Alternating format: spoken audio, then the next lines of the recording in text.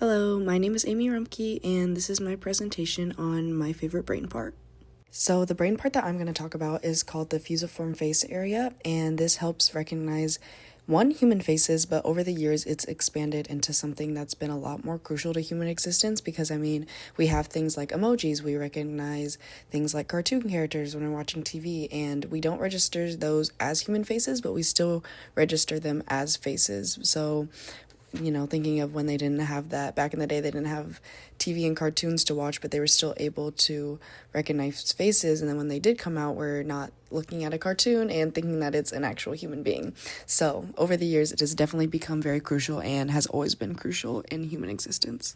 I first wanted to kind of touch on why I chose this brain part. I'm taking a class that is called Stigma and Prejudice with Dr. Tillman, and we were reading a book, and we were actually reading about this part of the brain and other parts of the brain that kind of recognize certain feelings. So we were learning about what part of the brain the insula lights up when you recognize or when you have feelings of things like disgust or things like that. But then when there was a study done when people see homeless people, that same kind of area of the brain lights up, and I just thought that was really interesting. And we also read about how for people who may have prejudices towards certain people, they may see somebody who is another race than them, and then they don't recognize that person's face as a face versus when they see somebody who is the same race as them. And I just thought that was really interesting because I've never really thought about what happens in the brain when people have these deep kind of rooted stigmas and prejudices when they see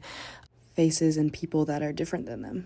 So a lot of this came from my own curiosity and just wanting to learn more about this brain part. But then also I just remember as a child, my parents would always say things like, oh, Amy's really good at recognizing faces. I would see faces in the way water was placed, or I'd see faces like in nature. But then I would try to point them out to them and be like, oh, look at the smiley face. And they would never see that the same way that I would. So I just always have kind of wondered how come I was quote unquote able to see faces more than they were, because I've just never really understood that. And I feel like as I've grown up, I haven't seen that as much, but I definitely remember that being a conversation a lot when I was a kid.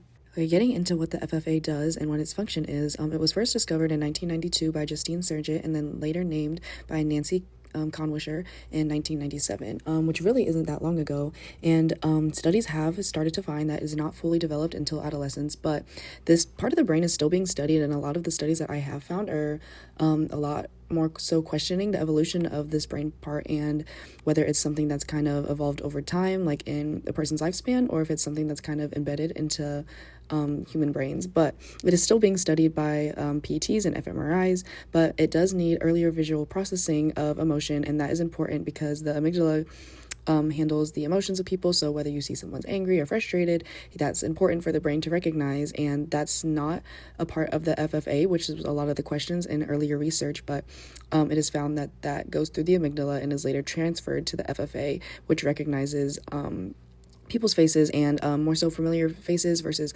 unfamiliar faces. It is also important to note that the FFA is not the only part of the brain activated by faces, but like I said, there's the amygdala, and then there's also the superior temporal nucleus, which is STS, and that responds to where a person is looking, plus their mouth movements when somebody's talking. So if you were to go outside and someone's looking up at the sky, your brain's going to also look up where their face is looking or where their eyes are looking. And there's also the frontal cortex, which has been seen to be activated when evaluating people's facial attractiveness. Going on to where the FFA is located, it is located in the lateral middle fusiform gyrus, and this is located in the middle of the inferior temporal cortex. As you can see from the graph right there, one side is bigger than the other side, and it's usually the right side, and this is just due to lateralization of the brain, and because one hemisphere is usually more dominant than the other.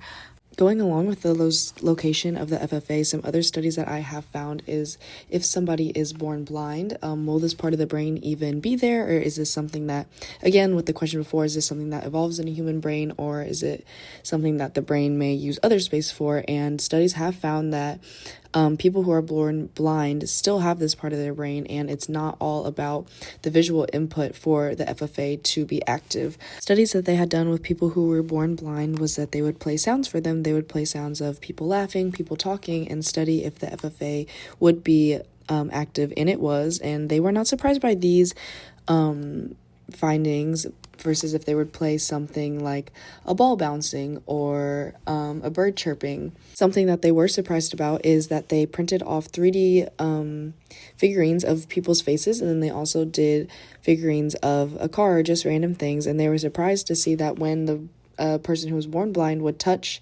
the face, this part of their brain, the FFA would light up. And this kind of confirmed their thinking that it was not only visual input that was needed for the FFA to be active, but for people who are born blind, just having things to touch that were resembling a person's face was still helping them, and the FFA was being used to recognize that this was a face. The last thing that I wanted to touch on is what if this part of the brain is damaged, and there is a condition termed prosopagnosia, which is also known as face blindness. This can happen from the FFA being damaged. It can happen during a stroke or traumatic brain injuries, but thankfully this does not hinder one's ability to see faces at all, but it can interrupt one's ability to see familiar faces, such as seeing a friend or a family. You may know that person is a human face, but you will not be able to identify who that face belongs to. This has to do with because there are so many other parts of the brain that kind of go into recognizing faces and activate when we interact with humans. It does not completely take away one's ability to recognize what is a human face and what is not. That is all for my presentation. I hope you enjoyed. Sorry I went a little bit over time. There's definitely a lot to learn about the fusiform face area, and I'm excited to see new studies that come out about it, and I'm glad I got to do this presentation to expand my knowledge on it.